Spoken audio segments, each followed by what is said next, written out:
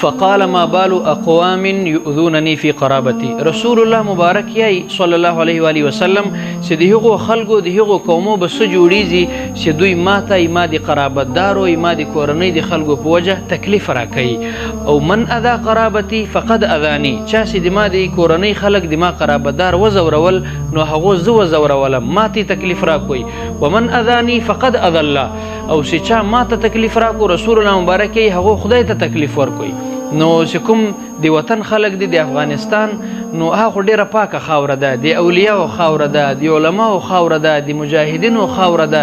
د ادب والو خلکو خاوره ده. الته خو بې ادبه خلک نو. خو زه د افغانستان اسلامي حکومت ته دا درخواست کوم چې دا بې ادبه خلک دا د خپلو صفو وباسي. بې تربیته خلک، ناپوهه خلک، داسې مطلب یو سپک خلک دا د خپلو صفو جنې وباسي. ځکه که یو سړی راولاړ سي په یو سپین ږیري سید باندې آل رسول باندې دی لاس پورته کوي، بې ادبي یې کوي، یا د یو بل عام سپین ږیري د عام ولس دی داسې ورسپکوی کوي، نو دا د ټولو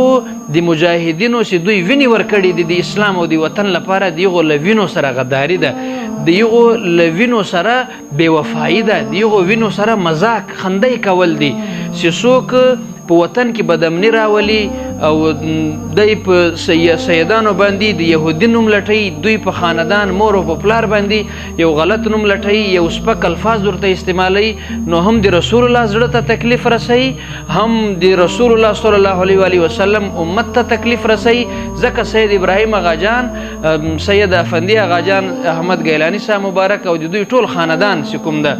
دغه صرف په افغانستان کې مریدان او عقیدتمندان نه لري، پاکستان کې لري، دلته لري، په هندوستان کې لري، په عرب عجم کې لري، په کروڑو تعداد باندې محبین لري. د خلکو زړه ته تکلیف ورسېدو په دې باندې چې د خلکو د عام ولس زړه ته تکلیف ورسېدو، ما ته په خپل بچي باندې خوا بدو، په خپل استاد باندې خوا بدو، نو څه خیال ده چې د رسول الله بخوانی بده سوی په خپل خاندان په خپل د بچي باندې په لمسي باندې، نو داسې نه ده پکار. ګرانو دوستانو، په دې کې یو خو زه د لوړپورې چارواکي د اسلامي حکومت دوی ته دا گزارش لرم چې دا خلک دی سزا کی، قانون ته دی حواله کی. او یو هغه بل کس چې دی د یهودي نوم لټوي، ځان ته مناظر او ډېر غټ مجاهد د اسلامي، خو لیکن د مجاهدینو رنګ یې ربط کړی ده، د اسلام رنګ یې ربط کړی ده. که چیرې غیر مسلمه دا ویډیو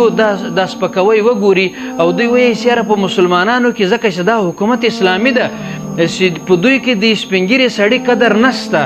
د خپل نبی د خاندان د یو سپین ږیري سړي دوی سره قدر نسته،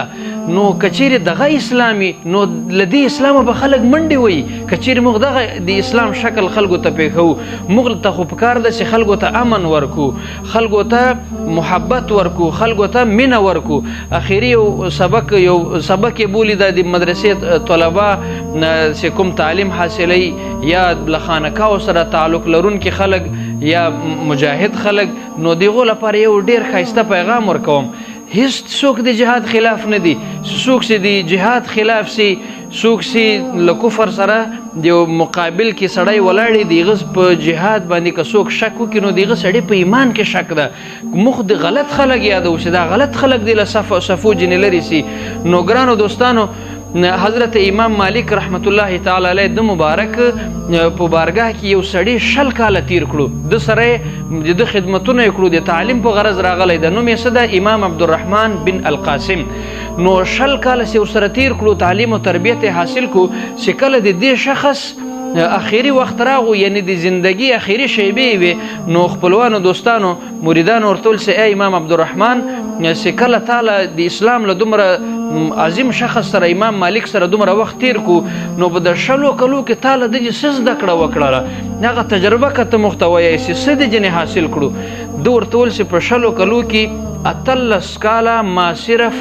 ادب زده کړی ده، 18 کاله مې صرف ادب زده کړی ده، 2 کاله مې صرف سبق ویلی. نو دوی ورته ویل چې تا څه نتیجه راویستله؟ دی ورته یې څه نتیجه مې دا راویستله چې کاشکې دا 2 کاله هم ما ادب زده کړی وای، 2 کاله مې هم ادب کې الله تعالی سړي ته ډېر لوړ مقام ورکوي، الله تعالی په سړي باندې ډېر مهربانه کیږي. دا خو هغه خبره ده چې یو سړی نه مني، سیدان دی سیدان دی صحیح کړي دي، سیدانو له روس سره جهاد کړی ده، مجاهدین دي، د اسلام لپاره ځان ورکړی ده، بچیان یې ورکړي دي، میدان ته راغلي دي، چې لاسنیوی چاته ورکوي، څه سبق ورکوي، کلمه شریفه ورکوي، 5 5 وخت لمونځ که لمانځه بعد کلمه شریفه یا 115 واري نو یو سړی راولاړ شي دا یهودیان دي دا خو په پلار یهودي ده مور یهودي ده پلانکه یهودي ده نو هغه سړی دی په ګریوان کې وګوري شر پسندي دي نه کی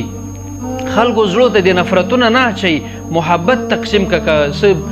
مطلب ځان ته څه مناظر او عالم یای نو بیا د عالمانو خبرې که د جاهلانو خبرې مکه ځکه رحمان بابا یای څوک به درانه او څوک به سپک راپسې وایي زه رحمان په سپکو سپک په درنو درون یم یو سړي لرګی راخستی قرآن پاک یې ټکاو وهو استغفر الله چا ورته ویل چې دا څه کې د خدای بنده قرآن ده د خدای کلام ده تا لرګی راخستی ده او ته قرآن ټکوې د ورته ویل خلک یې چې دا قرآن سړی وایي زه قرآن وهمه قرآن خو ماته څه نشي ویلی څه نه راکړي نو یو دانا سړي ورته ویل چې سړیه نو قرآن په تا باندې لرګی نه دراخلي دغه یې وهلی یې چې تا لرګی راخستی ده او ته قرآن ټکوې د قرآن وایې د خدای کلام وایې دغه یې وهلی یې څومره به دې لا وایي